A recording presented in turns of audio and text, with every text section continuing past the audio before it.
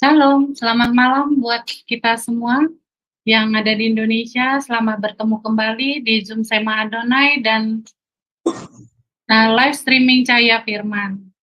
Selanjutnya kita menyapa teman-teman yang ada di Amerika, selamat pagi. Juga teman-teman ada di Jerman, selamat siang. Selamat bertemu kembali di Zoom Sema Adonai. Kita akan memulai pengajaran firman pada malam hari ini yang dibawakan oleh Bapak Ferry Hermawan Winoto, maaf.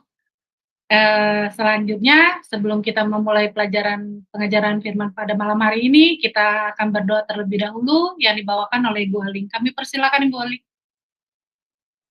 Ya, baik Ibu Christine, terima kasih. Mari Bapak Ibu sekalian kita berdoa terlebih dahulu sebelum memulai kelas pembelajaran kita.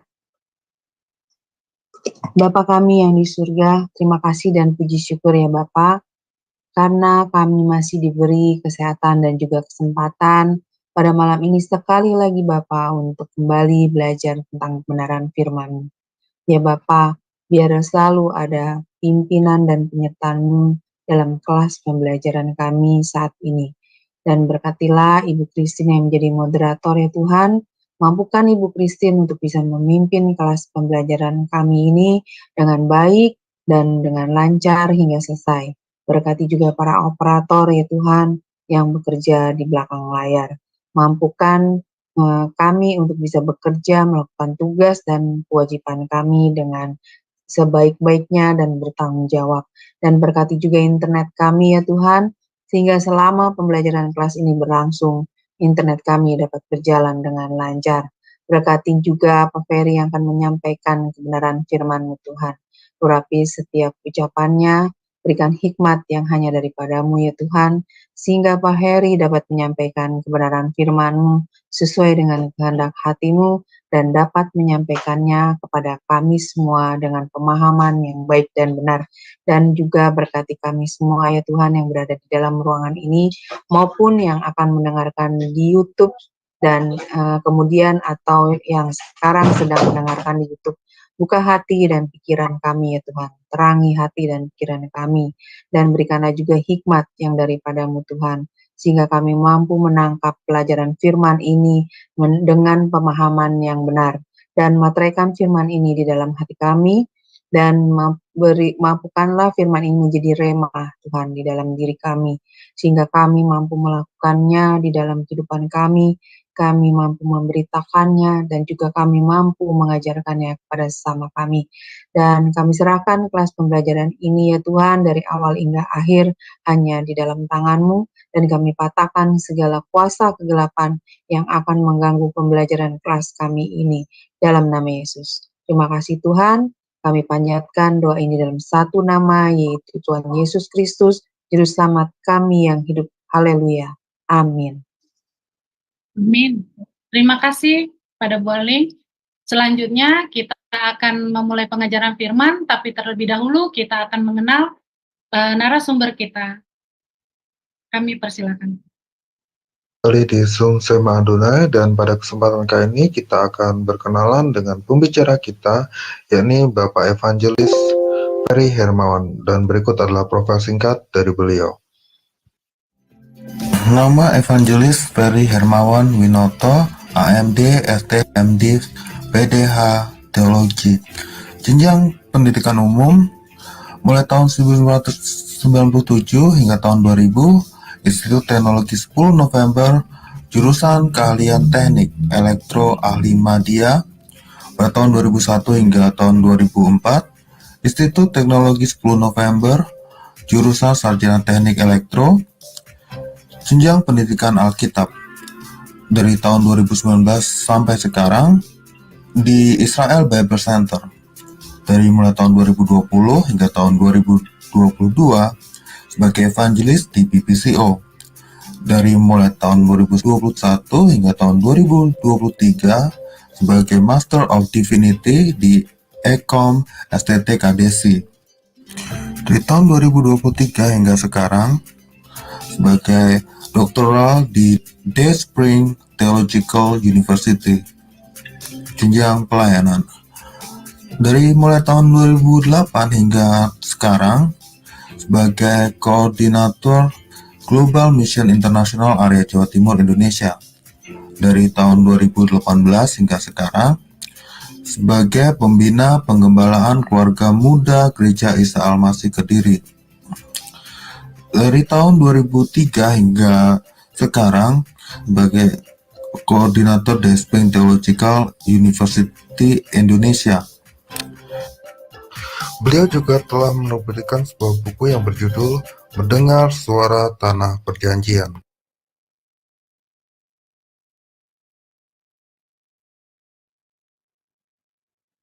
Demikianlah profil singkat dari narasumber kami. Sebelumnya kita menyapa pada Pak Ferry. Apa kabar, Pak?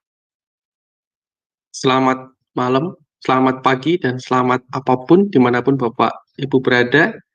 Kabar baik. Kabar baik, puji Tuhan, Pak. Sudah siap, Pak, untuk memberikan pengajaran firman pada malam hari ini, Pak? Sudah sangat siap. Oke, kami persilahkan, Pak. Terima kasih.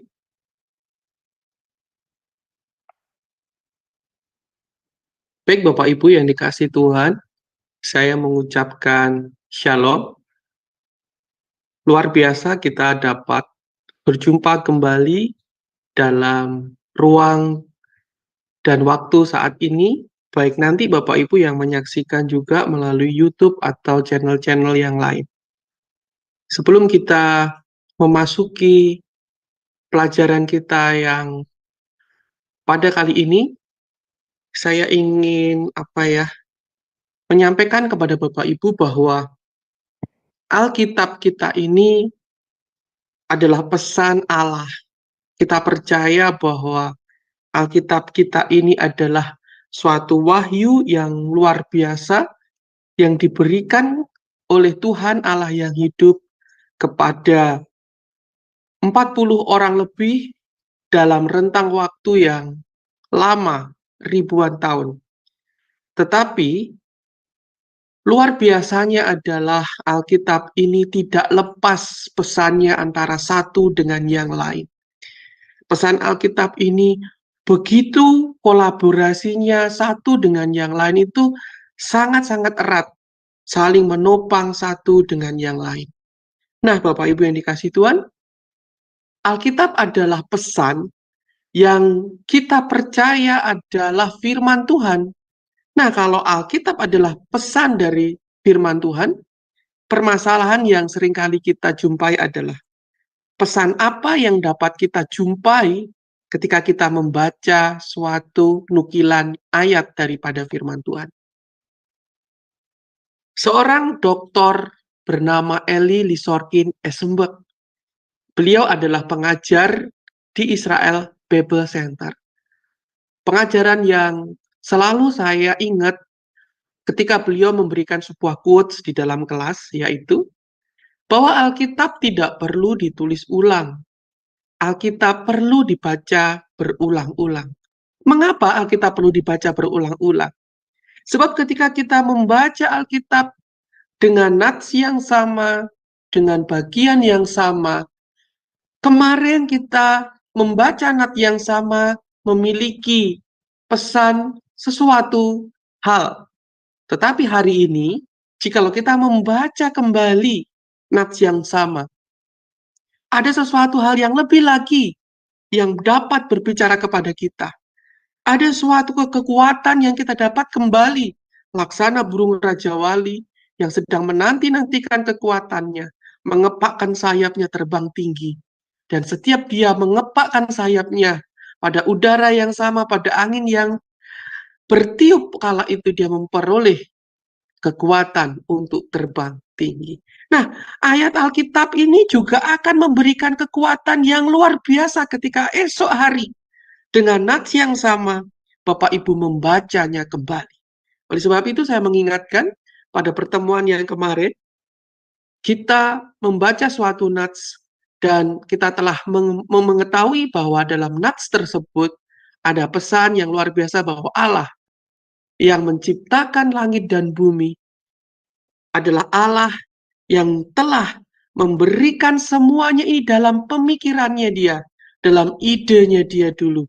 Dan pada kesempatan kali ini kita akan memasuki lebih dalam lagi pada nats yang sama. Mari Bapak Ibu, nukilan Alkitab yang akan kita baca pada kesempatan kali ini adalah di dalam Kejadian pasal 1 ayat yang pertama. Saya akan membacakan kepada Bapak Ibu, saudaraku sekalian. Pada mulanya Allah menciptakan langit dan bumi. Demikianlah firman Tuhan. Kita ketahui bahwa Alkitab ini, Kejadian pasal 1 ayat 1, telah ditetapkan oleh bapak-bapak gereja, oleh orang-orang yang sangat luar biasa mengkanonkan Alkitab kita, dan kitab Kejadian adalah kitab awal, kitab yang melandasi dasar iman kita, Bapak Ibu yang dikasihi Tuhan. Kembali saya mengingatkan, apabila Bapak Ibu membangun sebuah rumah, tidak mungkin Bapak Ibu akan mendirikan dahulu pintunya. Tidak mungkin Bapak Ibu ketika Bapak Ibu membangun rumah, Bapak Ibu akan membuat dulu jendelanya. Tidak mungkin Bapak Ibu membangun rumah, memasang dulu atapnya. Ketika rumah itu dibangun, rumah itu akan digali dulu pondasi-pondasinya. Sama ketika Bapak Ibu pergi memasuki sebuah ruangan, tidak mungkin Bapak Ibu tiba-tiba memasuki ruangan paling tengah. Bapak Ibu tentu akan memasuki pintu yang paling depan daripada rumah itu sendiri. Alkitab di dalam Kejadian pasal 1 ayat 1 merupakan pondasi, merupakan dasar dari iman kekristenan kita. Seharusnya Bapak Ibu yang dikasihi Tuhan, kita harus meletakkan dasar yang kuat di dalam iman-iman Kristen kita. Kita harus mengerti dulu konsep dari Kejadian pasal 1 ayat 1 yang dimaksudkan oleh para penulis Alkitab. Bahkan harus kita meresapi apa maksud Tuhan daripada dia menuliskan pesan di dalam Kejadian pasal 1 ayat 1 sebelum kita membahas isi-isi daripada Alkitab dalam ayat-ayat selanjutnya. Saya percaya Tuhan akan membukakan sesuatu yang lebih dalam dan lebih dalam lagi bagi kita semuanya. Saya ingin menyampaikan kepada Bapak Ibu sekalian bahwa di dalam penyampaian saya pada saat ini adalah terfokus di dalam membaca Alkitab dalam tulisan-tulisan kuno, dalam tulisan-tulisan Ibrani yang kuno, dalam bahasa-bahasa aslinya. Sehingga bukan berarti arti daripada orang Indonesia atau arti dari nats yang telah Bapak Ibu baca ini adalah salah. Tidak Bapak Ibu. Kita tahu bahwa Alkitab ini ditulis oleh seorang hamba Tuhan yang luar biasa, yaitu Musa. Kejadian adalah salah satu paket dari kitab Taurat yang diturunkan oleh Tuhan, yang dipercaya oleh bangsa Israel, diberikan kepada Musa di atas Gunung Sinai. Dan Musa mengajarkan kepada bangsa Israel. Bapak Ibu yang dikasihi Tuhan, Kejadian ini merupakan landasan daripada iman pada bangsa Israel. Sehingga Bapak Ibu yang dikasihi Tuhan, biarkan kejadian ini juga menjadi landasan iman daripada kita semua pada kesempatan hari ini. Saya percaya ketika Musa menuliskan kejadian ini, dia adalah nabi yang luar biasa. Ketika dia menuliskan, tentu mungkin dia tidak memahami 100%, sebab dia adalah nabi yang diberikan ilham oleh Tuhan untuk menuliskan daripada tulisan ilahi tersebut. Dan ketika hari ini, tulisan-tulisan itu bisa kita baca, bisa kita tahu artinya. Saya yakin dan percaya, Musa pun di surga betapa terkejut ketika dia di atas sana, bertemu dengan Allah sendiri, mengetahui bagaimana skenario sampai hari ini. Dan puji Tuhan, kita boleh ada pada milenial ini, karena Tuhan ingin menunjukkan hal yang luar biasa kepada kita. Kejadian pasal 1 ayat yang pertama Demikianlah bunyi firman Tuhan.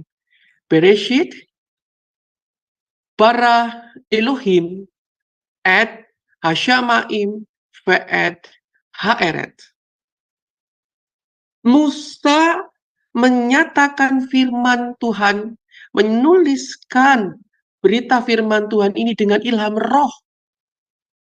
Dia menuliskan dengan tulisan yang Bapak Ibu bisa lihat di dalam layar. Bereshit bara Elohim et Hashamaim ve'et Ha'eret. Yang artinya adalah Bereshit artinya pada mulanya. Bara artinya menciptakan. Elohim artinya adalah Allah. Et di sini tidak bisa diterjemahkan dalam bahasa Indonesia sebab kata et adalah definitive article atau sesuatu yang menunjuk. Sebagai contoh dalam bahasa Inggris adalah kata the. The book tidak bisa diartikan the-nya, tapi hanya diartikan buku. The house tidak bisa diartikan the-nya, langsung saja dikatakan house atau rumah. Kemudian Hasyamayim dikatakan di situ adalah langit. Ve'et adalah kata et yang diberikan yang diawali dengan huruf vav yang berarti kata dan. Kemudian yang terakhir pada Kejadian pasal 1 ayat 1 adalah kata ha'eretz. Ha'eretz yaitu bumi. Nah, Bapak Ibu yang dikasihi Tuhan,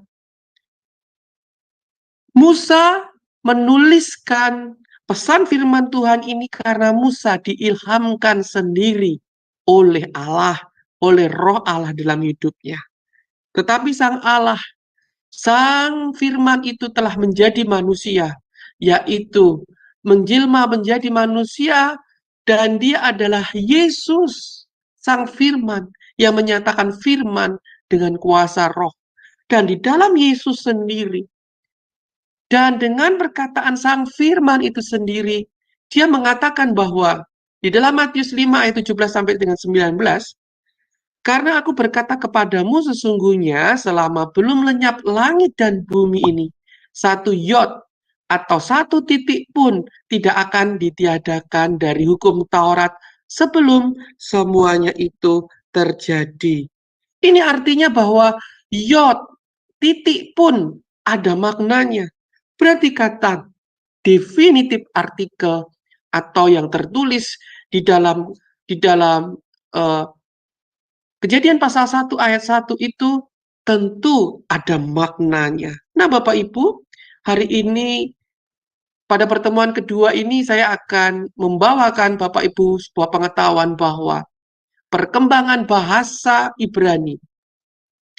Bahasa Ibrani yang Bapak Ibu baca adalah bahasa Ibrani modern, yaitu Aramik Hebrew yang berkembang, yang ada sejak 550 sebelum Masehi. Tetapi bentuk daripada yang lebih kuno adalah piktograf, huruf-huruf piktograf. Jadi sebelum alfabet ABCD ini atau yang disebut alef, bet, dan seterusnya sampai taf adalah bentuk-bentuk berupa piktograf. Jadi sebuah logo-logo, sebuah lambang-lambang, mereka mengerti itu berbicara apa. Jadi alef dilambangkan kepala kerbau, bet dilambangkan dengan rumah, jimel dilambangkan dengan kaki unta, dan seterusnya. Itulah cara bangsa Ibrani berkomunikasi pada zaman kuno. Dan demikianlah di dalam layar Bapak Ibu bisa melihat bagaimana tulisan Musa yang sekian ribu tahun yang lalu mungkin kalau boleh dia menuliskan. Sebab di padang gurun, Bapak Ibu tentu harus mengingat, di padang gurun, di Gunung Sinai, Allah menurunkan firman-Nya di dalam 2 loh batu. Tidaklah mungkin Taurat yang berisi sedemikian banyaknya itu ditulis di dalam batu. Itu bawanya bagaimana Bapak Ibu kekasih Tuhan? Pernahkah itu Bapak Ibu bayangkan jikalau Taurat ditulis di dalam batu oleh Musa, bagaimana dia bisa membawanya? Tidak mungkin mereka bisa. Oleh sebab itu ada di dalam ajaran Ibrani, ada Taurat lesan dan ada Taurat yang tertulis. Bapak Ibu dikasih Tuhan, Bereshit, bara, Elohim, et, Hasyamaim, ve'et, ha'eretz. Pertemuan yang pertama kita sudah membahas bagaimana kata et di dalam bahasa Ibrani modern. Dan pada pertemuan kedua ini, kita akan melihat apa yang dibicarakan, apa yang dipesankan oleh penulis Alkitab yang menuliskan Kejadian pasal 1 ayat ke-1 di dalam tulisan piktograf. Et di dalam piktograf dilambangkan, dituliskan alef dan taf. Alef dilambangkan dengan kepala lembu yang mengartikan sebuah kekuatan, yang mengartikan hal-hal yang ilahi, yang mengartikan pemimpin. Itu adalah kepala lembu yang utama, yang di depan. Lembu adalah seekor binatang yang memberikan kehidupan bagi masyarakat Semitik kuno. Lembulah yang membajak sawah, lembulah yang memberi makanan oleh bangsa-bangsa pada saat itu.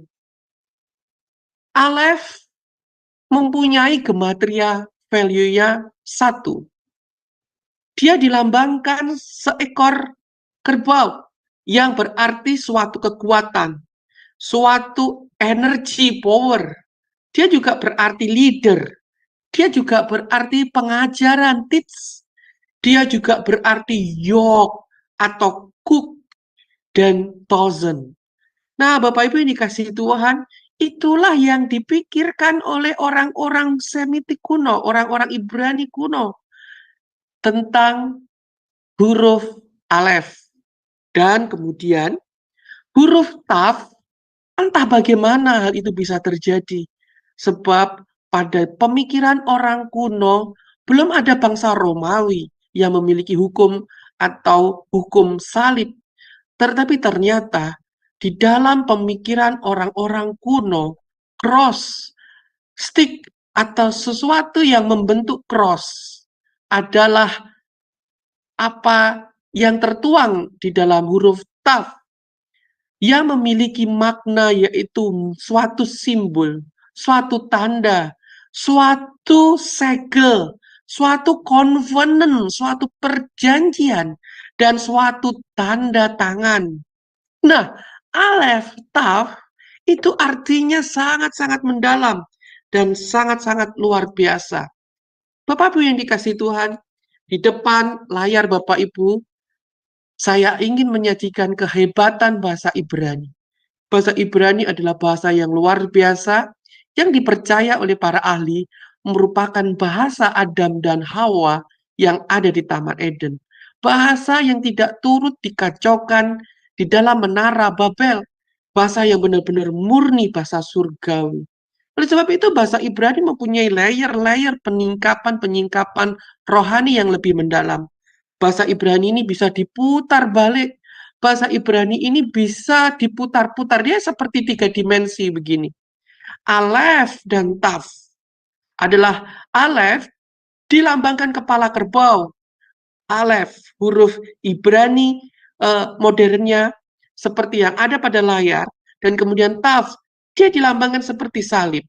Tetapi apabila ini digeser atau diputar, dia akan menjadi antara kepala kerbau dan salib ini kayak menjadi satu.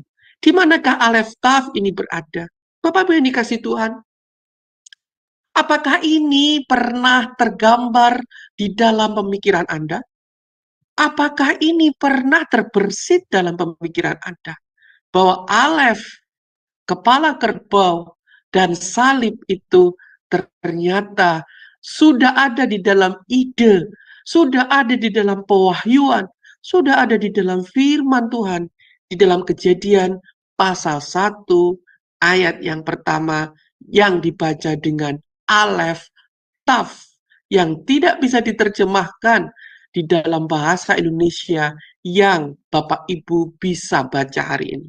Bukan berarti salah, Tetapi ternyata ada layer-layer harta karun di sana yang terpendam. Alef dan Taf. Beginilah yang mereka bentuk ketika 3 dimensi diputar-putar. Dan ketahuilah Bapak Ibu yang dikasih Tuhan, ingatlah Alef Taf adalah ketika sang pemimpin, sang kepala. Alef adalah pemimpin, Alef juga berarti Elohim. Ketika Elohim, pemimpin yang utama di antara kita, sedang melakukan, berada, menjadi satu dengan Taf atau salib, adalah ketika dia memikul salib. Begitu firman Allah ini sebenarnya memberikan proyeksi yang luar biasa. Musa bukan orang Kristen. Musa adalah orang yang percaya Elohim.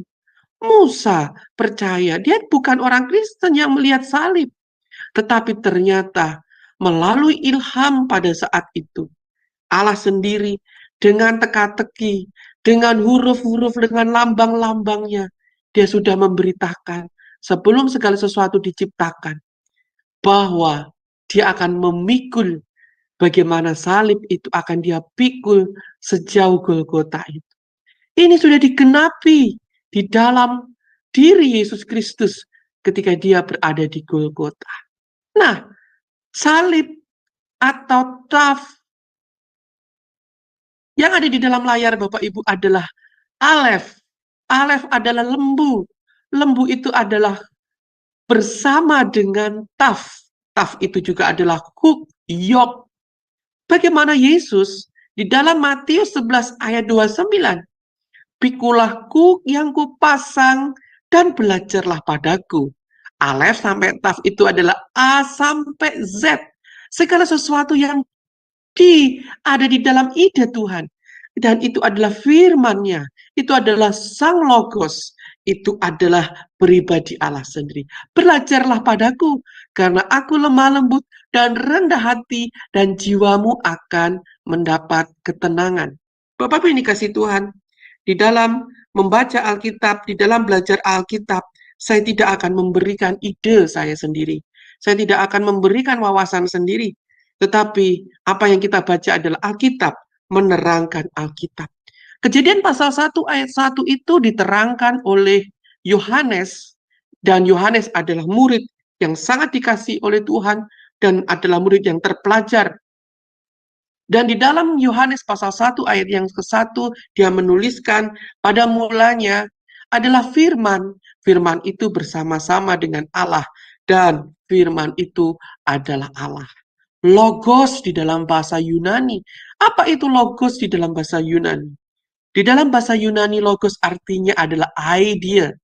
Artinya adalah think, sesuatu yang berpikir, sesuatu yang diidekan oleh sang ide itu sendiri. Yohanes pasal 1 ayat yang pertama memang ditulis dalam bentuk Yunani. Tetapi Bapak Ibu yang dikasihi Tuhan, kita tahu bahwa Yohanes bukan orang Yunani. Yohanes adalah orang Israel, orang Ibrani, dan Yohanes berpikiran seperti orang-orang Ibrani. Tentu di dalam otaknya adalah suatu kata-kata Ibrani, dan di dalam kata-kata Ibrani dalam Yohanes pasal 1 ayat 1 adalah Bereshit, Hayah, Hadafar, Vehadafar, Hayah, Et, Ha Elohim, Ve Elohim, Hayah, Hadafar. Bereshit adalah pada mulanya. Hayah adalah apa yang telah ada. Hadafar adalah sebuah kata-kata hidup, sebuah firman yang memberi hidup.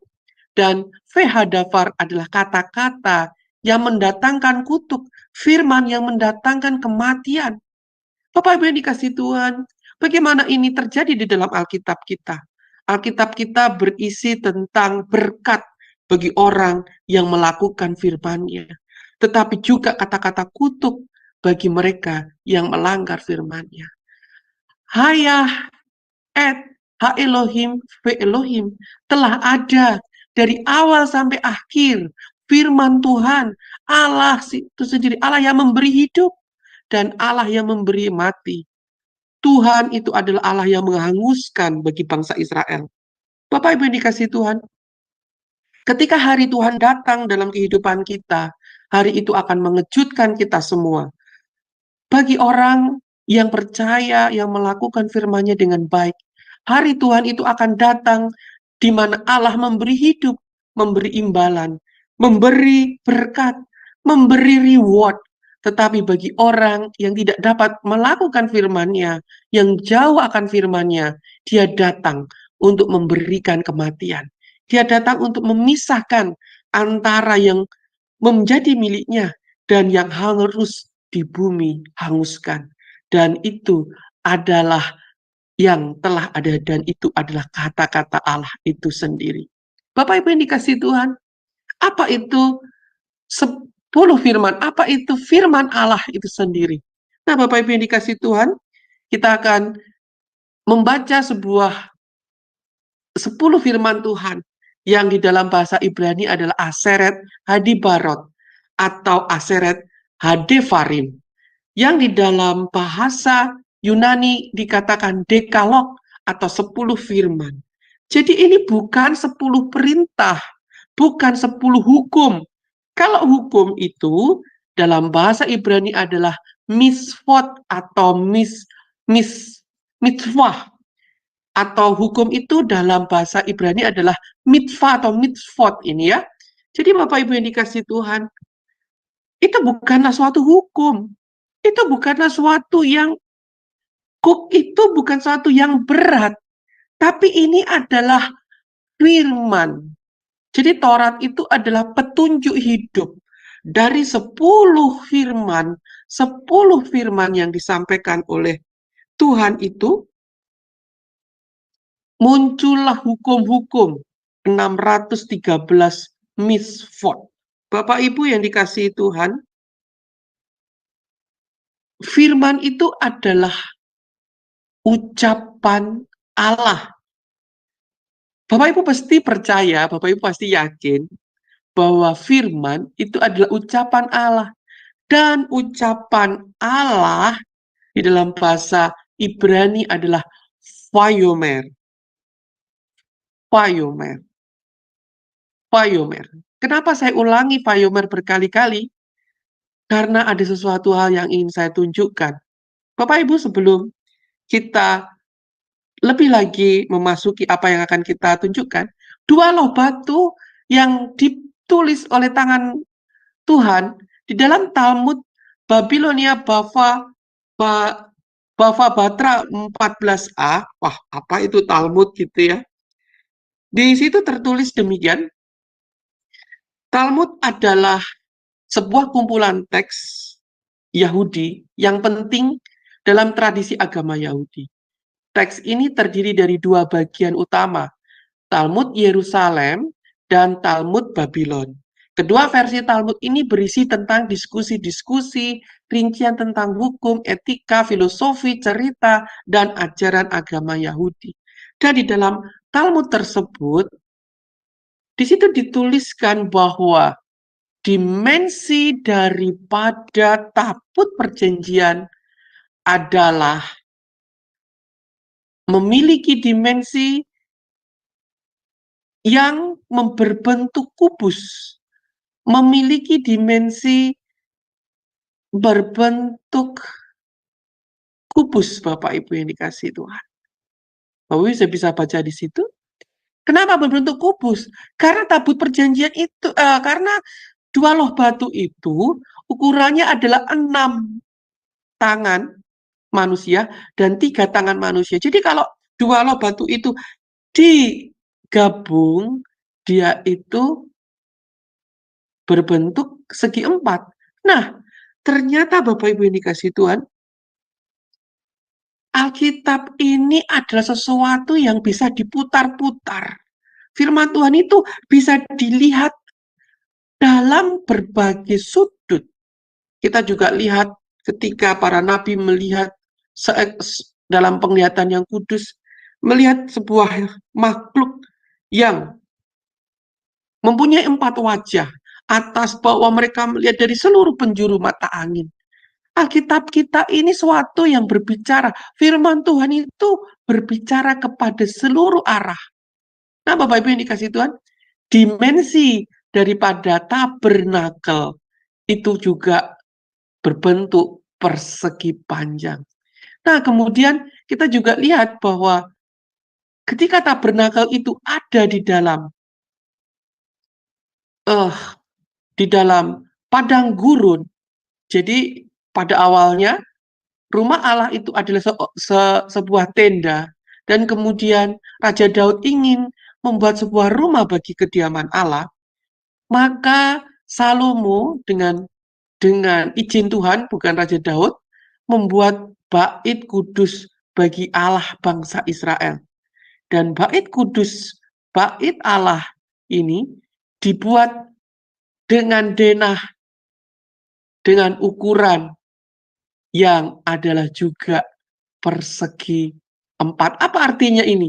Adalah bentuk full dari kedua loh batu itu. Sebuah bentuk yang seimbang, simetris, yang benar-benar seimbang. Matius 11 ayat 29, pikulah kuk yang kupasang dan belajarlah padaku. Saya mengucapkan terima kasih. Bapak Ibu adalah orang-orang yang rajin belajar kepada Tuhan. Belajarlah padaku. Di situ dikatakan, belajarlah padaku. Pada siapa, Bapak Ibu sekalian? Tentu Bapak Ibu belajar pada Yesus. Siapakah Yesus itu? Yesus adalah Sang Firman. Yesus adalah Sang Logos itu. Dan firman itu adalah ucapan Allah. Kembali saya ingatkan, ucapan itu adalah firman. Dan firman itu adalah Yesus.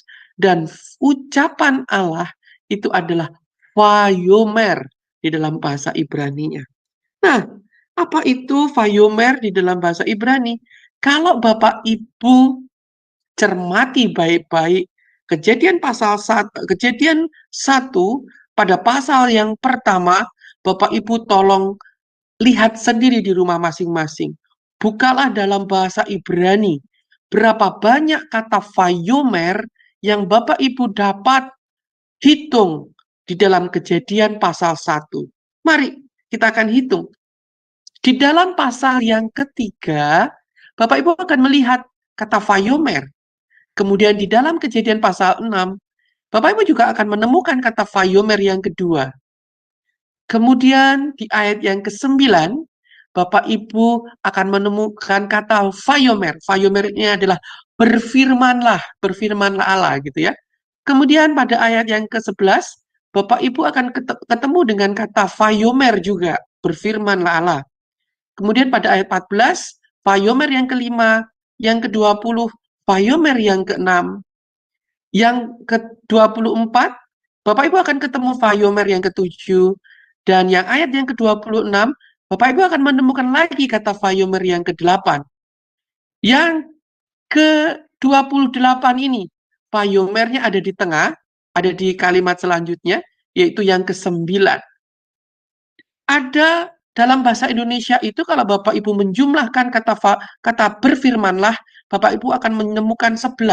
Tapi sebenarnya ada suatu bagian yang tidak sama dengan Vayomer. Oleh sebab itu di dalam bahasa Ibrani kata Vayomer berfirmanlah Allah itu hanya ada 10. Hanya ada kata 10. Nah, kenapa ditulis juga 10 firman Tuhan yang turun dari langit di atas gunung Sinai? 10 ucapan Allah adalah firman dalam penciptaan Kejadian. Ini sesuatu yang mengejutkan. Ternyata firman itu adalah ucapan Allah itu, adalah ucapan Allah yang menciptakan. Kemarin pada pertemuan pertama saya katakan bahwa Alef Taf, A sampai Z adalah firman, adalah ucapan, adalah ide. Dan ide itu di dalam penciptaan Kejadian pasal yang pertama diucapkan oleh Allah sebanyak 10. Dan ide itu menciptakan, dan kata-kata itu menciptakan menjadi pondasi di dalam segala sesuatu genealogi di dalam Kejadian pasal 1 ini. Menciptakan 10. Nah, 10 firman itu di dalam Keluaran 20 ke 10 firman itu juga membentuk 630 mitzvot, hukum, ketetapan, petunjuk. Ke-10 firman itu adalah dasar daripada kehidupan orang Israel, dasar dari kehidupan kita. Sari inti, ketika Yesus ditanya, apa sari intinya? Dari ke-10 firman itu, yang pertama, kasihlah Tuhan Allahmu dengan segenap hatimu, dan kemudian kasihlah sesamamu manusia seperti dirimu sendiri. Itu adalah inti. Dan di dalam inti, landasan firman ini, kalau Bapak Ibu mencermati, tolong Bapak Ibu baca di dalam Matius 5. Di situ dikatakan khotbah di atas bukit. Matius 5 adalah ucapan bahagia. Khotbah adalah ucapan Yesus. Yesus adalah Allah. Ucapan itu adalah firman. Jadi di dalam Matius pasal 5, khotbah di atas bukit adalah saat Tuhan di atas gunung Sinai menurunkan firman kepada Musa.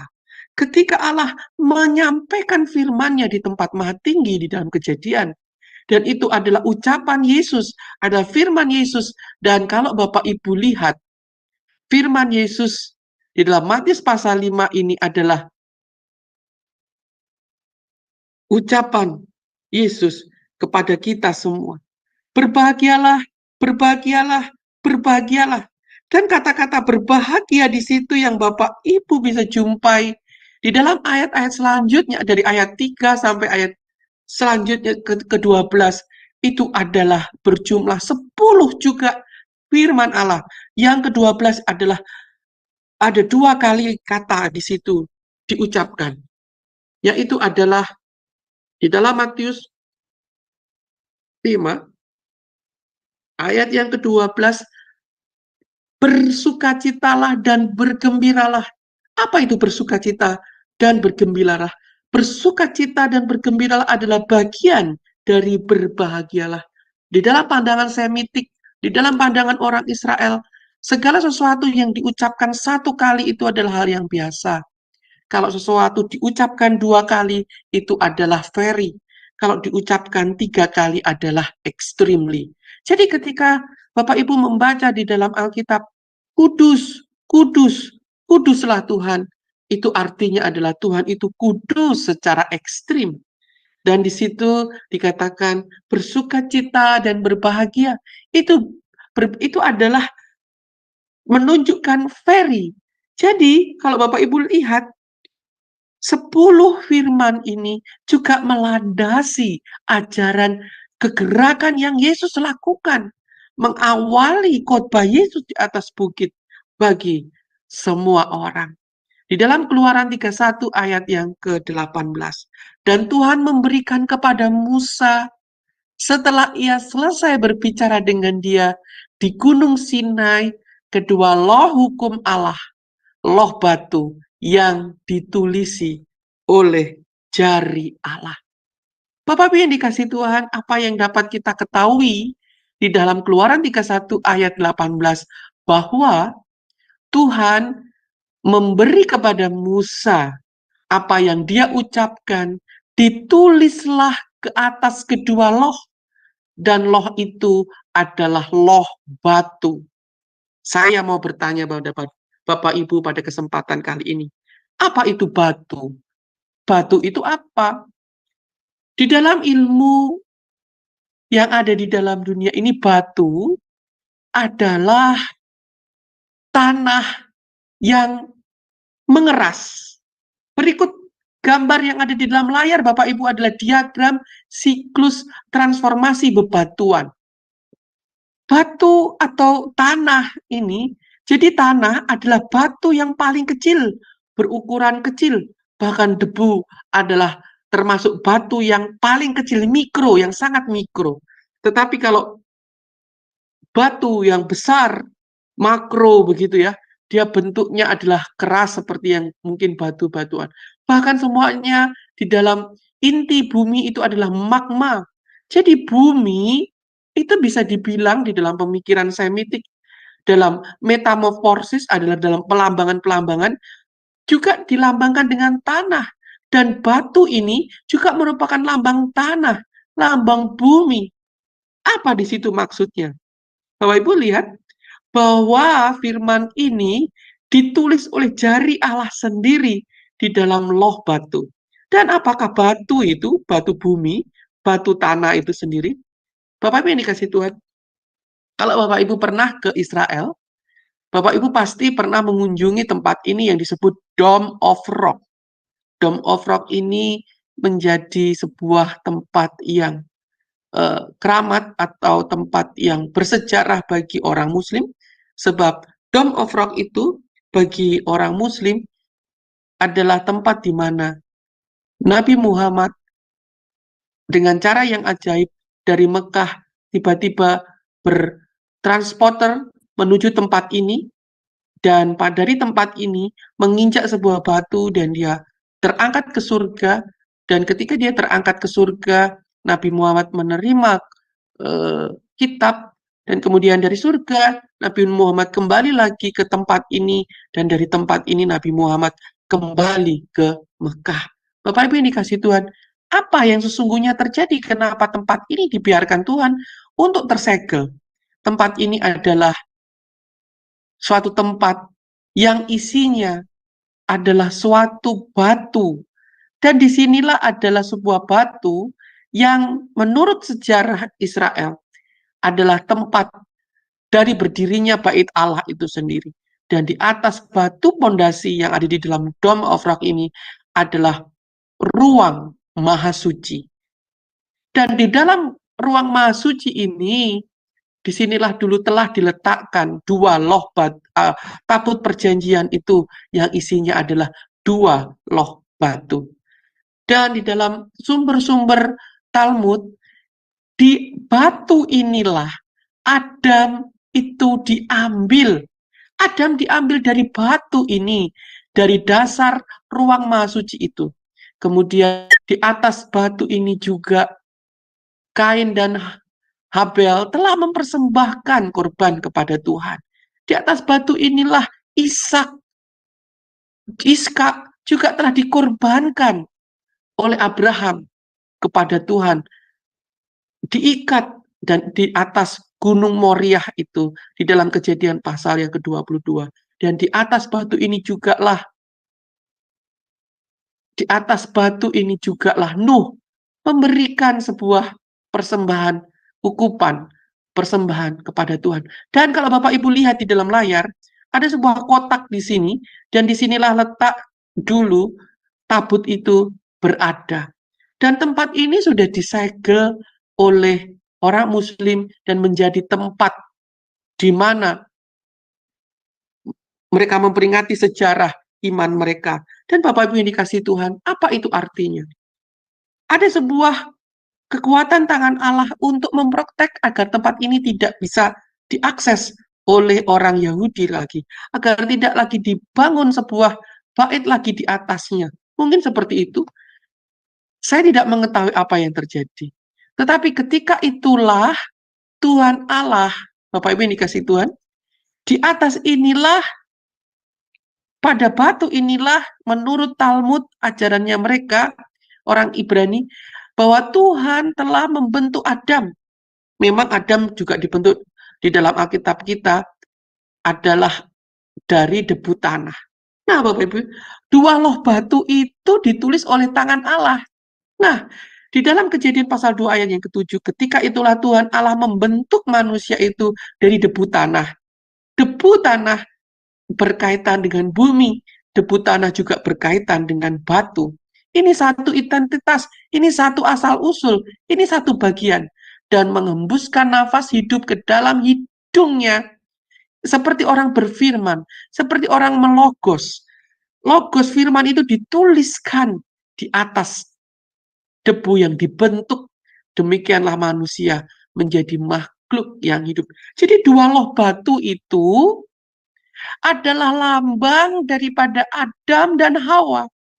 Dua loh batu yang diukir oleh tangan Allah adalah lambang daripada Adam dan Hawa. Dan di dalam Keluaran 32 ayat yang ke-19, ketika Musa menerima 2 loh batu itu dari atas gunung, kemudian dia turun, dia melihat bahwa bangsa Israel telah menyembah lembu emas, sehingga dengan amarah dilemparkannya lah kedua loh itu dari tangannya dan dipecahkannya pada kaki gunung itu. Musa menghancurkan 2 loh batu itu karena bangsa Israel menyembah lembu. Apa arti lembu? Lembu di dalam pemikiran Semitik artinya adalah hewan yang memberi makan, sumber makanan. Karena lembu membajak sawah, maka timbullah gandum bagi mereka. Jadi bangsa Israel ini jatuh karena menyembah makanan, berharap kepada makanan daging. Sama ketika Adam dan Hawa jatuh karena suatu makanan dari pohon tersebut. Tetapi kita lihat di dalam Kejadian pasal 3 ayat yang ke-11. Bagaimana Allah tidak menyalahkan, bagaimana Allah dalam memukul, dia tidak memukul langsung Adam. Tetapi dikatakan firman-Nya kepada manusia itu, karena engkau mendengarkan perkataan istrimu dan memakan dari buah pohon yang telah kuperintahkan kepadamu, jangan makan daripadanya, maka terkutuklah tanah. Jadi tanah yang memberikan kehidupan, tanah yang dapat menghasilkan pencarian makanan, rezeki, berkat, dipukul oleh Tuhan. Jadi yang dipukul oleh Tuhan adalah makanan atau yang terkutuk tanah. Sebab supaya kita tahu, yang memberi makanan kita bukan hanya kita tergantung atas tanah, yang memberi makan kita adalah Sang Elohim tersebut. Sehingga Yesus ketika dia dicobai, dia berkata kepada iblis bahwa makanannya bukan hanya roti saja, tetapi makanannya adalah firman Allah. Karya tangan Allah yang pertama juga telah hancur hanya karena makanan. Hanya karena makanan Adam dan Hawa harus keluar dari Taman Eden. Hidupnya pecah. Demikianlah 2 loh batu itu harus pecah, Bapak Ibu yang dikasihi Tuhan. Tetapi kemudian berfirmanlah Tuhan di dalam Keluaran 34 ayat 1 dan 4. Berfirmanlah Tuhan kepada Musa, pahatlah 2 loh batu sama dengan yang mula-mula. Maka aku akan menulis pada loh itu segala firman yang ada pada loh yang mula-mula, yang telah kau pecahkan. Lalu Musa memahat 2 loh batu yang sama dengan yang mula-mula. Bangunlah ia pagi-pagi dan naiklah ia ke atas gunung Sinai seperti yang diperintahkan Tuhan kepadanya dan membawa kedua loh batu itu di tangannya. Itu artinya apa? Lalu di dalam Keluaran 34 ayat 27 sampai 28 berfirmanlah Tuhan kepada Musa, tuliskanlah segala firman ini sebab berdasarkan firman ini telah kuadakan perjanjian dengan engkau dan dengan Israel. Apa yang dilakukan di sana? Musa memahat kembali 2 loh batu itu. Dipahatnyalah 2 loh batu itu kembali dan diukir di atas itu segala firman yang Tuhan telah ajarkan kepada bangsa Israel. 2 loh batu yang diukir kembali itu adalah Anda dan saya. Itulah sebabnya hidup kita hari ini harus diukir oleh kata-kata firman. Hidup kita yang retak harus kembali seperti seorang penjunan. Penjunan itu tanah liat yang dibentuk, tanah sama dengan batu.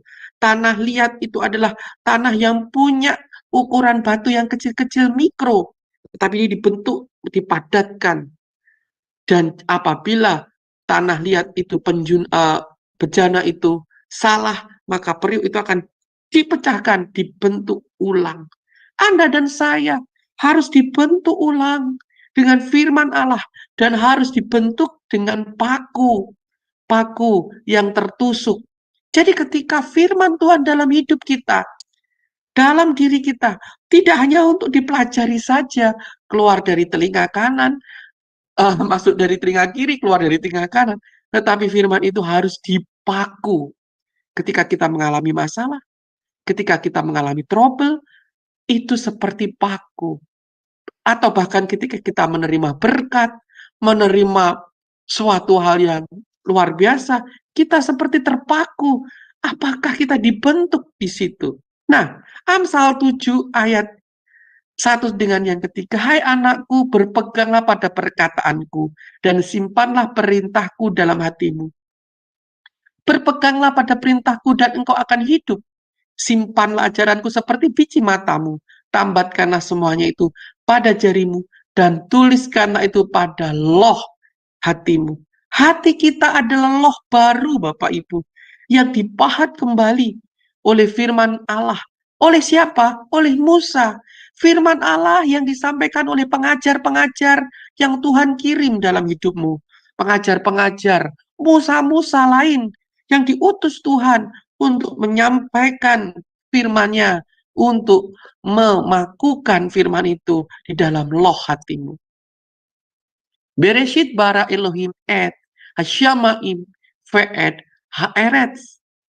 Dan di dalam kata selanjutnya, yaitu kata dan atau ve'ed, di mana alef dan taf yang kita lihat adalah saat digenapi, saat Kristus memikul salib. Di sini diimbuhkan Vav. Vav adalah paku. Vav lambang paku. Vav lambang pasak. Apa tuh Vav? Vav adalah sesuatu untuk menggabungkan. Huk. Vav itu adalah alef, taf. Ada paku ini, Vav itu paku. Paku apa? Paku alef taf. Yang untuk menggabungkan dari bumi, surga dan bumi ini tergabung. Apa artinya di sini Bapak Ibu ini kasih Tuhan? Alef dan taf ini ada pakunya. Alef dan taf ini harus terpaku. Dan itu dilakukan oleh Tuhan. Sang Yesus Kristus sendiri yang menggenapi firman. Hanya dia saja yang menggenapi firman. Dan ini Bapak Ibu yang dikasih Tuhan, ketika saya membaca ini, terkejutlah saya. Bahwa ini semua sudah ada di dalam Kejadian pasal 1 ayat yang pertama. Saya akan membutuhkan waktu sedikit lagi, bahwa dua loh batu pertama itu terlepas dari gaya gravitasi bumi ini. Bapak Ibu yang dikasih Tuhan. Bapak Ibu tahu nggak ketika Musa itu naik ke atas gunung Sinai, Musa itu umurnya sudah 80 tahun lebih. Seorang kakek-kakek naik ke atas gunung Sinai. Nah, kakek-kakek yang naik ke atas gunung Sinai itu memperoleh dua loh batu. Kemudian ketika dia turun, apa enggak keberatan membawa dua loh batu? Dia udah tua, dia pasti mengalami sesuatu hal sampai dia bisa, mohon maaf, mungkin dia bisa terjungkal turun karena membawa dua loh batu yang berat. Tetapi di dalam kisah yang kuno dikatakan di dalam kisah kuno tersebut bahwa dua loh batu itu, ketika dua loh batu itu ditulis oleh tangan Allah sendiri, dua loh batu yang memuat firman itu adalah membawa bebannya dia sendiri. Itu artinya apa? Membawa beban sendiri artinya batu itu nggak berat. Batu itu kehilangan gaya gravitasi bumi. Batu itu melayang, Bapak Ibu. Jadi ketika hidup Bapak Ibu dipakukan firman, ketika firman itu terpaku di dalam dua loh hatimu, maka Bapak Ibu akan terlepas gaya gravitasi bumi. Maka hatimu akan terputus dengan kecintaanmu akan dunia ini. Maka ketika firman Tuhan itu dipahat dalam loh batu, maka Anda akan terlepas dari gaya gravitasi bumi. Bapak Ibu yang dikasih Tuhan, di dalam Pekirat Rabbi Eliezer, ini ya sumbernya ya, batu itu melayang. Jadi loh batu itu punya dimensi, Bapak Ibu. Ucapan Allah ditulis dengan jari Allah, ini mempunyai dimensi yang bisa dibaca, yang bisa terucap dari berbagai segi. Dan dimensi itu melayang. Dia terlepas dari gaya gravitasi bumi. Dan Bapak Ibu yang dikasih Tuhan, kapankah Yesus menggenapi hal itu? Yesus berjalan di atas air. Artinya sang firman terlepas dari gaya gravitasi bumi. Matius 14 ayat 22 sampai dengan 33. Firman itu melayang di atas air. Firman itu melayang di atas air. Oleh sebab itu saya sampaikan Bapak Ibu apa yang terjadi di dalam kitab Injil, di dalam kehidupan Yesus. Bukan berarti, oh ya dia Allah, sesuka-sukanya. Dia mampu melakukan segala sesuatu. Tidak Bapak Ibu. Yesus katakan bahwa segala sesuatu yang dia lakukan adalah untuk menggenapi hukum Taurat. Jadi Taurat lisan itu digenapi dalam pemikiran bangsa orang-orang Ibrani yang ada di atas kapal ini. Murid-muridnya sudah tahu bahwa dua loh batu itu melayang. Nah Bapak Ibu ini kasih Tuhan, siapakah yang melayang di atas air pada saat Yesus berada di atas air? Yesus dan Petrus. Yesus dan Petrus adalah lambang dua loh batu itu melayang di atas air. Bapak Ibu yang dikasih Tuhan, lihat, Petrus berseru kepada Yesus, Tuhan, apabila engkau itu suruhlah aku datang kepadamu berjalan. Lihat, Petrus meminta Tuhan menyuruhnya. Lalu sang firman berkata, ini, firman berkata. Nah, kalau firman itu berkata, artinya firman itu masuk ke dalam hati imannya Petrus. Maka Petrus sekonyong-konyong dengan rasa pedenya, dia turun dari perahu dan berjalan di atas air mendapatkan Yesus. Tetapi ketika hatinya Petrus bimbang, ketika firman itu bimbang, ketika firman itu tidak bisa melengket, ketika firman itu tidak bisa tertatah di dalam hatinya Petrus akibat tiupan angin, akibat ketakutan dari pikirannya dia, maka dia akan tenggelam kembali mendapat daya tarik bumi. Dan saat itulah Yesus mengulurkan tangannya, memberikan kekuatan, dan akhirnya kekuatan itu kembali ada di dalam Petrus. Itu artinya Bapak Ibu, kalau kita pun juga sempat jatuh, kita pun juga sempat hancur, tetapi firman Tuhan harus terus ditatah, diukir di dalam dua loh batu hidup Bapak Ibu sendiri. Nah, ada suatu kejadian. Yesus terangkat ke surga. Nah, mengapa Yesus harus terangkat, Bapak Ibu? Kita ketahui ketika Yesus bangkit. Ketika Magdalena datang kepadanya, dia berkata, don't touch me, jangan jamah saya. Ketika itu Yesus berkata, karena aku belum bertemu dengan Bapa. No, seharusnya Yesus juga kayak begitu. Dia nggak perlu show atau apa ya di depan orang bagaimana dia pergi ke alam surga. Dia bisa langsung sampai kepada Bapa. Dia bisa langsung ketika itu dan ketika sesudah kemudian berjumpa dengan para murid-muridnya, dengan Timotius, dia mau dipegang. Bapak Ibu dikasih Tuhan. Tetapi kemudian dia harus show himself kepada para murid-muridnya di atas Bukit Zaitun. Di atas itulah dia terangkat. Kenapa? Karena dia adalah sang firman. Karena dia adalah sudah terlepas dari gaya gravitasi bumi. Itu artinya suatu kabar sukacita yang Yesus ingin sampaikan kepada murid-muridnya. Firman-Ku adalah, aku adalah Sang Firman. Apabila Anda bersekutu dengan firman itu, yang sudah melalui darah anak domba itu, firman itu bisa dalam hidup kita, maka Anda dan saya akan juga ikut terangkat, melayang, rapture, gitu ya, berjumpa dengan Kristus di mana Kristus itu berada. Bereshit bara Elohim et asyamaim ve'et haaretz. Butuh paku untuk mengukir firman di atas batu. Demikianlah firman Tuhan, karena waktu sebenarnya masih banyak hal. Karena waktu, mungkin saya akan sambung ke pertemuan selanjutnya.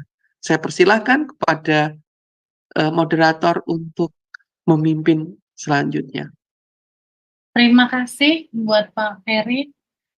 Sungguh menakjubkan untuk pengajaran firman pada malam hari ini. Kita akan melanjutkan acara pada malam hari ini dengan sesi tanya jawab, tapi sebelumnya kita akan mendengarkan terlebih dahulu jadwal acara di Sema Adonai. Ya, baik, terima kasih Ibu Christine, baik Bapak Ibu. Saya akan membacakan acara Sema Adonai ke depannya. Baik, dimulai besok Minggu 10 Maret 2024 di jam 19.00 waktu Indonesia Barat, di Sema Adonai akan ada ibadah online Sema Adonai, Bapak Ibu. Dan yang menjadi liturgisnya adalah Ibu Dewi dari Jerman. Dan untuk tema khotbah kita kali ini adalah pilih Jajet atau pilih Yesus. Tema yang sangat menarik ya Bapak Ibu untuk kita dengar. Dan yang menjadi narasumbernya adalah Pak Pendeta Dr. Dedi Kurniawan MTH. Selanjutnya di hari Senin 11 Maret 2024 di jam 21:10 waktu Indonesia Barat, di Sema Adonai akan kembali ada kelas pembelajaran firman. Dan kali ini adalah temanya saat badai datang, masuk sesi yang kedua ya Bapak Ibu. Diambil dari seri kitab Yunus ayat 1, seri kitab Yunus 1 ayat 4 sampai dengan 17. Dan yang menjadi narasumbernya seperti biasa, Pak Pendeta Dr. Setio Nugroho MTH, dan moderatornya adalah Bro Agus. Selanjutnya ini adalah renungan pagi Sema Adonai, Bapak Ibu. Ini diadakan setiap hari, dari Senin sampai dengan Sabtu, dimulai dari jam 5.30 pagi, dan dilayani oleh hamba-hamba Tuhan yang sangat memberkati. Jadi Bapak Ibu untuk renungan pagi Sema Adonai, kemudian renungan pagi dari Bapak Gembala kami sendiri, yaitu Pak Daniel, yang diadakan satu kali dalam seminggu setiap hari Jumat, dan juga ibadah online dari Sema Adonai, hanya dapat Bapak Ibu ikuti di channel baru kami, yaitu channel Cahaya Firman. Tidak ada di channel-channel yang lain ya Bapak Ibu.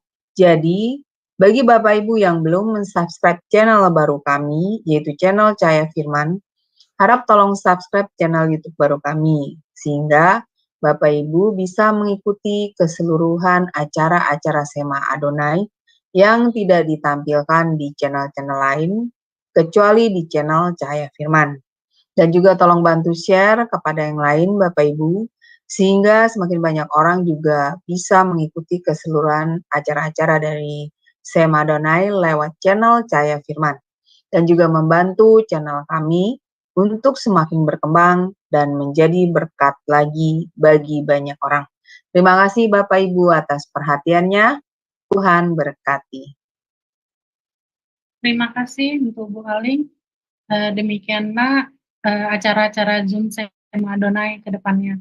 Selanjutnya kita akan membuka sesi tanya jawab kepada teman-teman yang hadir di Zoom Sema Adonai. Boleh bertanya dengan meraise hand terlebih dahulu, kita akan memberikan kesempatannya.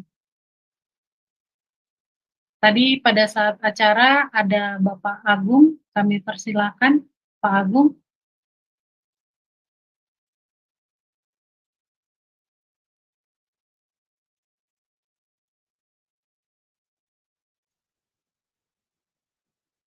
Oke, menunggu teman-teman yang ingin bertanya kepada Pak Ferry, ada satu pertanyaan dari teman dari live streaming yang ngechat ke saya pribadi. Pertanyaannya seperti ini, Pak. Dari Kejadian 1 ayat 1, apakah sebelum manusia diciptakan Tuhan, Tuhan itu sudah merancang manusia itu masuk ke surga atau ke neraka? Demikian pertanyaannya, Pak. Ya, terima kasih. Mohon maaf, saya izin off cam, Bu, karena sinyalnya di sini tiba-tiba naik turun supaya tidak terlempar. Oke, Baik, Pak. Bapak Ibu, sebuah pertanyaan, apakah ada orang yang ditetapkan, katakanlah begitu ya, udah dirancang nih, mati, atau udah dirancang dia hidup? Bapak Ibu ini kasih Tuhan, Allah tidak pernah di dalam rancangannya itu, di dalam kemahatauannya dia. Kita tahu bahwa Allah itu adalah Allah yang maha tahu. Di dalam kemahatauannya itu terbukti, kita lihat bahwa Kejadian pasal 1, keluar biasaannya bahwa kasihnya itu melimpah ruah. Kelihatannya dia udah tahu, dia memberikan pilihan aja ini. Oleh sebab itu diambillah unsur tanah, sehingga Bapak Ibu semua diciptakan. Ada unsur bumi, sehingga ada unsur yang paling bawah yang dibentuk Allah untuk tempat di mana firman-Nya itu boleh dipahat. Disitulah kita melihat bahwa kemahatauan Tuhan memberikan pilihan. Tuhan tidak ingin Adam dan Hawa, Bapak Ibu perhatikan, ternyata salib, kalau kita lihat salib, salib itu apa sih? Salib itu adalah ketika kita melakukan firman Tuhan, kan begitu ya? Apa itu salib? Salib dalam hidup kita ini apa sih? Kan? Salib dalam hidup kita ini ya firman Tuhan itu sendiri ketika kita melakukan firman itu dalam kehidupan kita. Ternyata salib itu sudah Tuhan berikan ketika kita ada di Taman Eden. Iya, salib itu sudah ada di Taman Eden. Di mana? Ketika Tuhan ngomong sama si Adam, semua tumbuh-tumbuhan ini, semua buah-buahan ini boleh kamu makan. Tetapi ada satu hal yang nggak boleh kamu makan, yaitu buah pengetahuan yang baik dan yang buruk. Jadi sudah ada petunjuk, sudah ada sesuatu hal yang ditaruh di situ untuk menjadi salib. Nah, salib itu kenapa Tuhan taruh? Karena Tuhan itu nggak ingin manusia itu, iyalah Tuhan menciptakan manusia itu kan serupa dan segambar dengan dia. Dia hanya ingin manusia itu serupa dan segambar dengan dia gitu loh. Lu punya free will, kamu punya keinginan, kamu punya macam-macam keinginan. Tetapi kamu itu tak ciptakan serupa dan segambar semaunya Tuhan. Jadi dia memberikan suatu salib di situ agar kita mengikuti, tetapi Adam gagal. Adam gagal, Hawa dan Adam gagal memikul salib itu sehingga kehancuran ada. Jadi apakah Tuhan ingin menghancurkan hidup Adam? Enggak. Tapi dia tahu kalau itu akan terjadi maybe.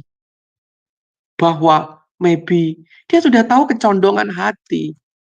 Sehingga dia ingin agar kita ini memilih dia, bukan memilih kecondongan hati kita. Dia tahu kecondongan hati kita itu kayak apa. Kita yang mata keranjang, kita yang suka uang, kita yang suka tahta. Dia udah tahu. Tapi apakah kita lebih memilih dia? Karena kita diciptakan serupa dan segambar dengan dia. Jadi, kalau di dalam awal, apakah manusia diciptakan juga untuk tidak diselamatkan tadi kata maksudnya untuk apa ya? Untuk jatuh ke dalam dosa atau untuk dihancurkan? Ya enggak, justru di dalam Kejadian 1 ayat 1 kita melihat bagaimana Allah itu sudah merancangkan bagaimana dia turun dari atas ke bawah. Kalau tidak ada pertanyaan, saya akan sedikit meneruskan ya, karena kayaknya pertanyaan itu tadi terhubung di sini. Nah, Bapak Ibu yang dikasihi Tuhan, kita tahu bahwa bumi dan langit ini hasyamaim, ve'et, Haaretz. Dari bumi menuju langit, menuju surga, Bapak Ibu hanya dapat dilalui dengan iman percayamu di dalam Yesus Kristus itu. Jadi untuk menuju dari bumi ke surga, Bapak Ibu harus terpaku, mati juga di dalam kematian Kristus, percaya akan kematian Kristus untuk masuk surga. Nah, nanti ketika di surga, untuk bertemu dengan Sang Bapa, rupanya ada kata "et". Berarti ini menjawab bahwa nanti di surga, mungkin Bapak Ibu diajarkan gini, wah nanti kalau sudah mati, ya udah, gua seneng-seneng dong karena aku sudah masuk surga. Sorry Bapak Ibu, ternyata di surga belum cukup. Bapak Ibu harus memikul salib. Bapak Ibu harus memikul kata-kata Allah. Bapak Ibu harus serupa dengan Kristus. Ada sebuah pikulan di sini, kata tunjuk ini, kata "et" ini adalah ketika Bapak Ibu menuju bertemu dengan Elohim. Ini akan saya terangkan pada pertemuan selanjutnya. Nah, kemudian dari Elohim, bara atau Bereshit, bara Elohim, ini kan dibaca Bereshit, bara Elohim. Pada mulanya menciptakan Allah. Jadi ketika Bapak Ibu sudah ketemu dengan Elohim, Bapak Ibu akan diciptakan kembali seperti pada mulanya. Nah, inilah di dalam Kejadian pasal 1 ayat 1, Bereshit bara Elohim et hasyamaim ve'et haaretz. Untuk dari bumi ini, Bapak Ibu menuju surga, Bapak Ibu harus melalui salib dalam darah Kristus. Baru Bapak Ibu masuk surga. Nah, ketika di surga, Bapak Ibu harus serupa, segambar dengan Kristus. Belajar firman lagi di sana. Bapak Ibu akan ketemu Musa, Bapak Ibu akan ketemu Abraham, Bapak Ibu akan ketemu Iskak, Bapak Ibu akan ketemu tokoh-tokoh iman, Bapak Ibu akan ketemu dengan ke-12 rasul, Bapak Ibu akan belajar rahasia-rahasia seluruh alam kesemesta. Dan ketika Bapak Ibu serupa dan segambar dengan anaknya yang tunggal ini, Bapak Ibu akan ketemu dengan Allah Bapa. Dan ketika Bapak Ibu ketemu dengan Allah Bapa, Bapak Ibu akan diciptakan kembali seperti pada mulanya. Seperti pada mulanya. Jadi hidup Anda ini nggak melulu di sini. Ini masih ada next, and next. Apa nextnya ini? Nah, ini nextnya, nah, baru tembus tuh ke sana. Baru apa ke sana. Jadi, kalau Bapak Ibu belajar firman Tuhan untuk masuk surga, itu harapan yang singkat, cuman satu step aja di sini. Bapak Ibu harus punya, melatih diri dari sekarang, belajar terus firman Tuhan ini untuk nyampe ke sini. Jadi apakah orang itu ditentukan? Enggak, ya diberi kehendak bebas. Untuk apa? Untuk sama serupa seperti ini, ya. Oke, nanti akan saya terangkan next selanjutnya hubungannya. Terima kasih.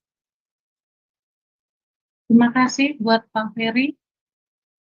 Buat teman-teman, kami masih membuka waktu dan tempat untuk melakukan tanya jawab dan juga pendapatnya, mengutarakan pendapatnya, kami persilahkan.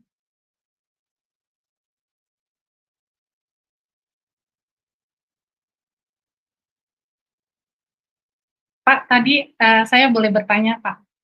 Tadi ada Silakan, Bu, penjelasan. silakan.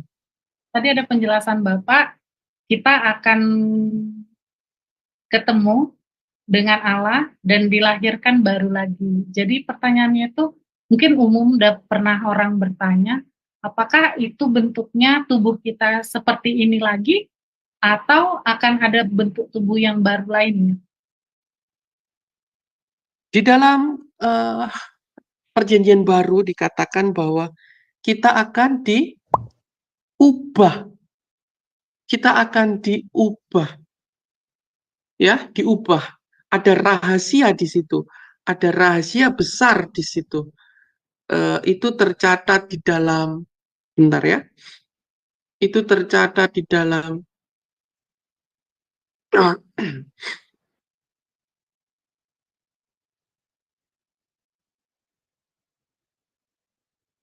Oh, 1 Korintus 15 1 Korintus 15 ayat yang ke-50 sampai ayat ke-58. Di situ dikatakan rahasia. Jadi ada rahasia di situ bahwa kita semua akan mati, bahwa kita semua akan diciptakan, dibangkitkan, diubahkan di dalam ayat yang ke-51 ya, di dalam 1 Korintus 15 ayat yang ke-51. Kita akan diubahkan. Ubah, change. Seperti tubuh diubahkan something new. Itu, Bu. Berarti dengan tubuh yang lebih baru lagi gitu ya, Pak ya? Yap, tubuh yang terlepas dari gaya gravitasi bumi. Tidak ada lagi cinta akan dunia. Oleh sebab itu, dari sekarang kita harus melatih diri untuk terlepas dengan gaya tarik bumi, ya. Jadi ini maknanya bukan makna yang sesungguhnya, tetapi ini kayak makna metafor, penggambaran, metamorfik. Jadi gaya tarik bumi. Nah ini maknanya teologinya banyak. Gaya tarik bumi apa?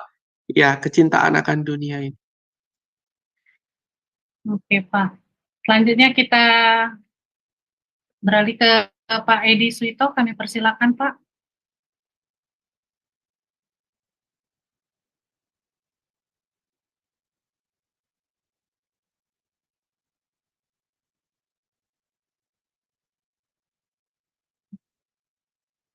Silakan, Pak Edi. Shalom, Pak. Pernah dengar istilah apa pardes, lalu ada untuk Ya. mengerti itu boleh dijelaskan. Terima kasih.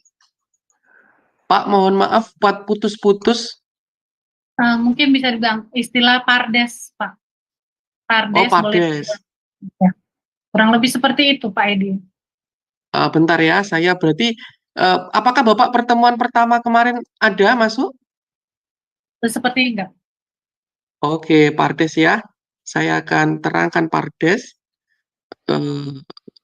Zoom. Oke, saya Ya, sekalian bagi screen. memberitahukan kepada teman-teman yang di live streaming lagi banyak yang nonton. Kalau ada pertanyaan ditulis aja. Nanti saya akan bacakan Pak Ferry ya. Ya, silakan Terima kasih. monggo Pak. Menjawab pertanyaan pardes. Pardes ini singkatan dari peshat, remes, deras, sot. Di dalam pemahaman Ibrani, ilmu pardes ini dipakai oleh para rabi untuk membaca sebuah teks. Pesat ini adalah the plain meaning. Jadi Bereshit, jadi di Bereshit, bara Elohim et Hasyamaim ve'et ha'eretz, di dalam pardes ini, di dalam level pesat atau the plain meaning, meaningnya adalah seperti ini. Meaningnya adalah ini. Bereshit pada mulanya, bara menciptakan, Elohim itu Allah, et adalah definitive artikel yang tidak bisa dalam bahasa Indonesia tidak teruraikan. Hasyamaim adalah langit, ve'et dan ha'eret adalah bumi. Kemudian di dalam peshat ini ada remes. Remes adalah di dalam teks tersebut Bapak Ibu melihat bagaimana karakter Allah itu muncul. Apakah ada sesuatu yang tersembunyi, hidden clips daripada Sang Mesias itu sendiri? Pesan apa yang ada di dalam Mesias itu? Lalu apa yang dapat Anda aplikasikan untuk pada hari ini? Ini adalah tingkatan remes, tingkatan yang kedua. Yang saya tadi juga sudah uraikan di dalam tingkatan remes dari the plain meaning. Kita melihat di situ bahwa Aleph Taf adalah saat Yesus memikul salib, adalah saat kita memikul clips, memikul yoke, apa itu namanya, a cook. Terus artinya apa buat kehidupan kita? Bagaimana kita mengaplikasikan? Tadi saya sudah terangkan di antara remes. Dan deras, ini adalah bagaimana simbolnya. Tadi kita sudah lihat simbolisnya dalam gematrianya. Oh, saya belum singgung gematria ya. Saya itu nanti pada level selanjutnya. Saya sudah simbol adalah piktograf. Piktograf, bagaimana tulisan-tulisan itu diperjelas. Lalu gimana kaitannya dengan gematria? Lalu kaitannya dengan Talmud apa? Tadi kita sudah pada level deras.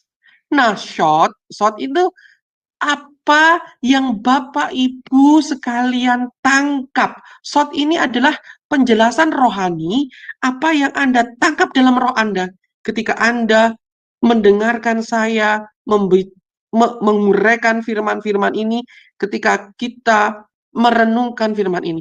Maka short, roh Allah yang tampil di tengah-tengah kita yang tidak tersembunyi, dia berbicara sendiri kepada Anda melalui melalui hati Anda sendiri. Ini Anda sendiri yang mendapat. Setiap orang masing-masing, setiap orang beda-beda. Mungkin begitu Pak, penjelasan dari Pardes. Mbak, saya Bagaimana Pak Edi? buka mute-nya lagi. Silakan Pak Edi. Bagus, terima kasih memberikan pencerahan. Tuhan berkati. Terima kasih Pak Edi, Tuhan berkati.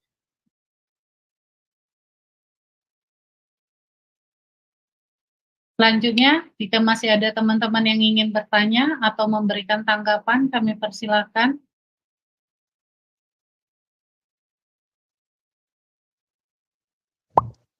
Saya menunggu dari live streaming chatting belum ada ya. Nah, itu ada Ibu Tina.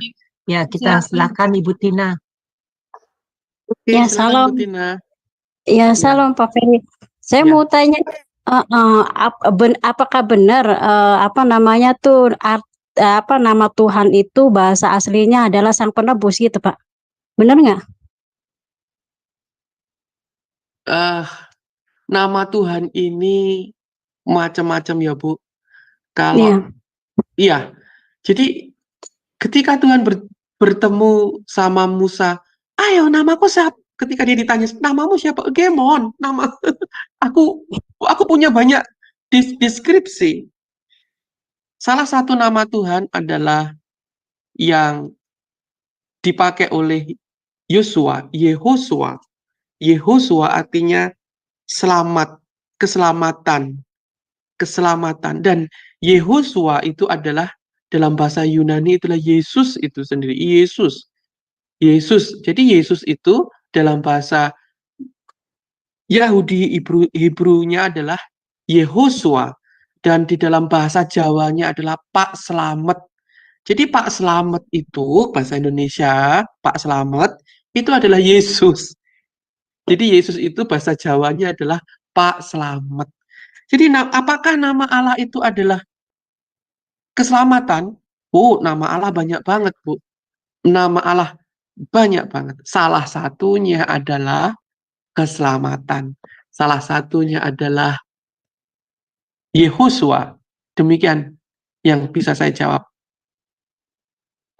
Ya, soalnya saya apa namanya saya belajar tadi itu saya ingat bahwa di situ dikatakan bahwa Tuhan itu bahasa aslinya adalah Sang Penebus keselamatan gitu.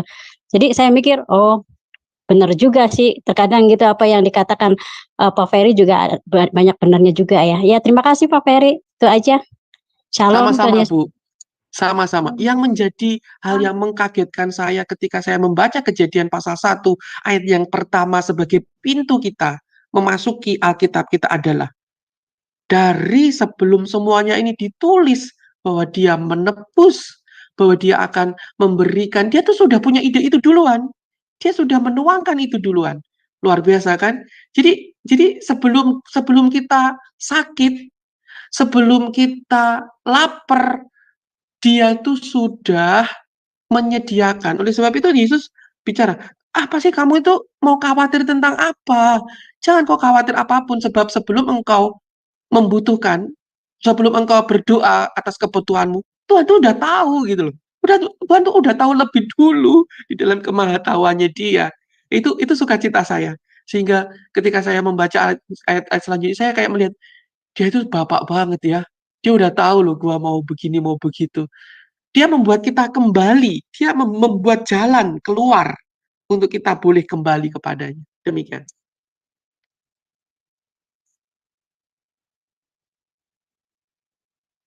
Terima kasih Pak Ferry untuk jawabannya. Bu Tina, kami harap jawabannya sudah memuaskan Bu Tina dan menambah pengetahuan dari Bu Tina. Selanjutnya pertanyaan jika ada dari Pak Syagian, kami persilakan. Ya, terima kasih kesempatan yang diberikan. Selamat malam Pak Ferry Hermawan Winoto. Selamat malam Pak Syagian. Iya, saya baru kali ini Pak ikut pelajaran firman. Ini kebetulan ini saya 2 minggu yang lalu sama hari ini saya mengunjungi orang Muslim. Kebetulan beliau itu kan sakit. Ada yang mereferensikan ke saya untuk berkunjung ke sana. Jadi 2 minggu yang lalu saya sudah ke sana. Mungkin saya sudah sempat saya ceritakan tadi sama teman-teman yang di sini. Pertanyaannya seperti ini. Yang minggu lalu itu, setelah saya berkunjung dulu itu ke sana 2 minggu yang lalu, cerita-cerita, terus dia menceritakan sakitnya sakit gula, diabetes, terus dia bilang saya kebetulan saya ada pernah baca Pengkhotbah 3 ayat 1, dia bilang gitu. Apa bunyinya? Coba baca, dia bilang gitu sama saya. Oh ya, saya baca ya, biar jangan saya lupa, biar jangan salah, saya bilang gitu. Langsung saya buka di HP kan, Pengkhotbah 3 ayat 1, saya baca Pak ya, saya bilang itu. Untuk segala sesuatu ada masanya. Untuk apapun di bawah langit ada waktunya. Itu saya pegang, dia bilang gitu. Untuk apa itu Bapak pegang itu? Saya belajar, dia bilang gitu. Oh ya, kebetulan saya belajar. Mau nggak ikut saya belajar? Oh nanti kapan-kapan, dia bilang itu. Jadi pendek cerita, saya tidak berpanjang. Terus saya belum kasih artinya, belum kasih sama beliau artinya. Terus yang kedua kali saya tadi berkunjung lagi ke sana, saya bawa teman satu. Terus cerita lagi dia, saya masih Muslim dia, tapi dia bilang gitu, ya puji Tuhan saya bisa sembuh, walaupun ini kurang bagus operasinya kaki saya. Jadi saya tidak dipotong kakinya. Jadi saya untuk sembuh penyakit saya ini, saya minum air seni, dia bilang gitu. Oh ya, saya bilang gitu. Katanya sih kalau orang Kristen tidak bisa minum, dia bilang gitu. Oh, saya ada yang ngasih tahu di Amsal 5 ayat 15. Dia bilang gitu. Oh ya, terima kasih Pak ya, saya baca dulu ya. Saya tidak hafal, saya bilang itu. Jadi saya bacakan Amsal 5 ayat 15. Bunyinya, minumlah air dari kulahmu sendiri. Seperti itu kan. Minumlah air dari sumurmu yang membual. Oh ya, seperti itu Pak ya, saya bilang itu ya. Kalau ini karena saya kebetulan belajar, saya belajar dulu, kalau saya belajarin ini masalah air seni itu boleh diminum apa tidak, saya bilang itu. Jadi kalau yang kemarin itu Pak bilang itu di Pengkhotbah 1, Pengkhotbah 3 ayat 1 itu, mungkin saya bisa jelaskan sedikit.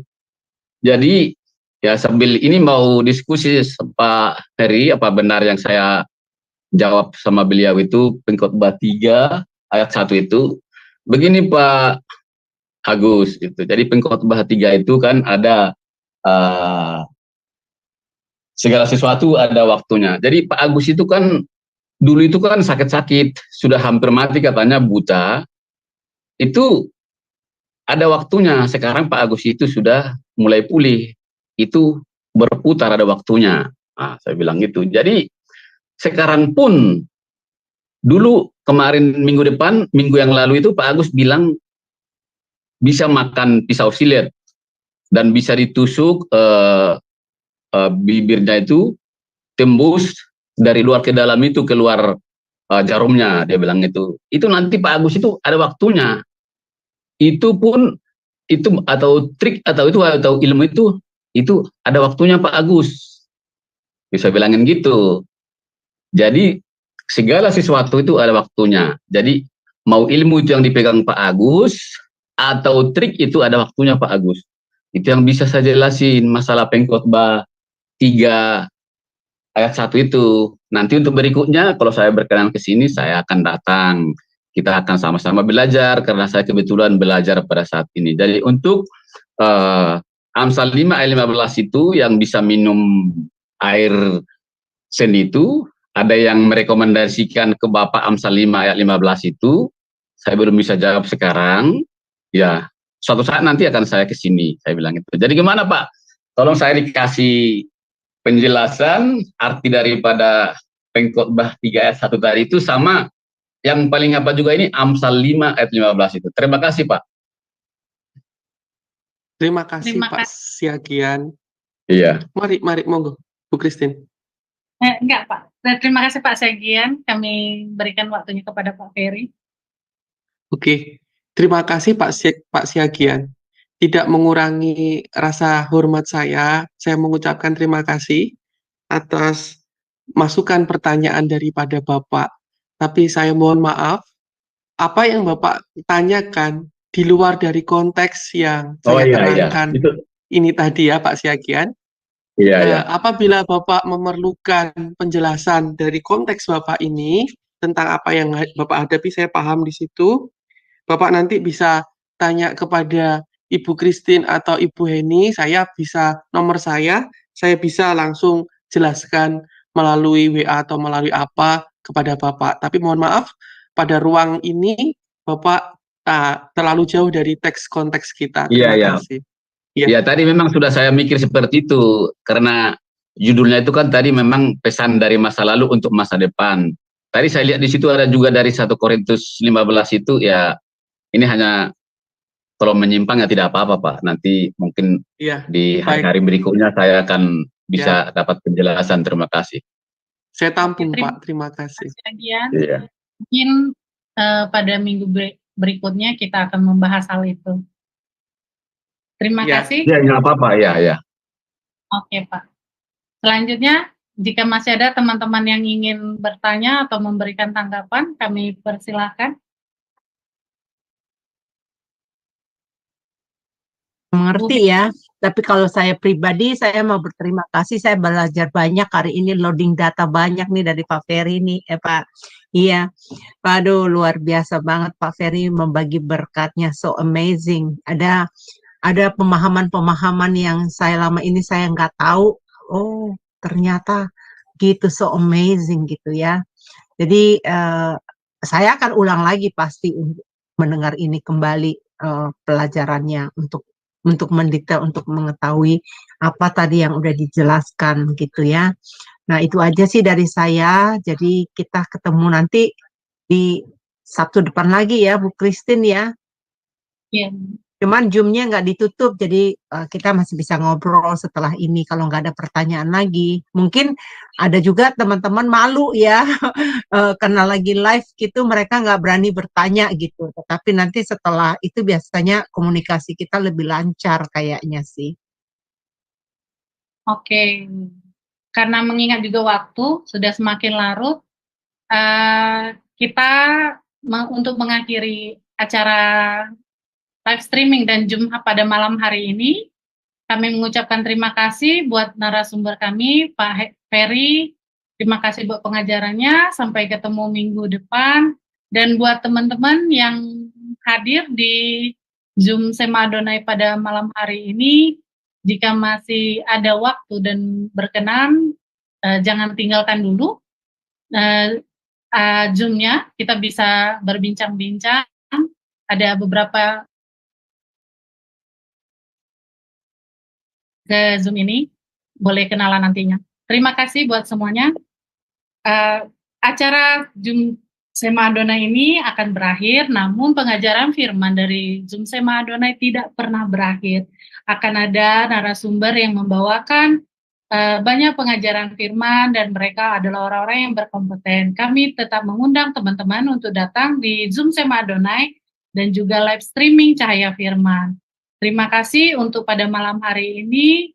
Sampai ketemu lagi. Tuhan Yesus memberkati.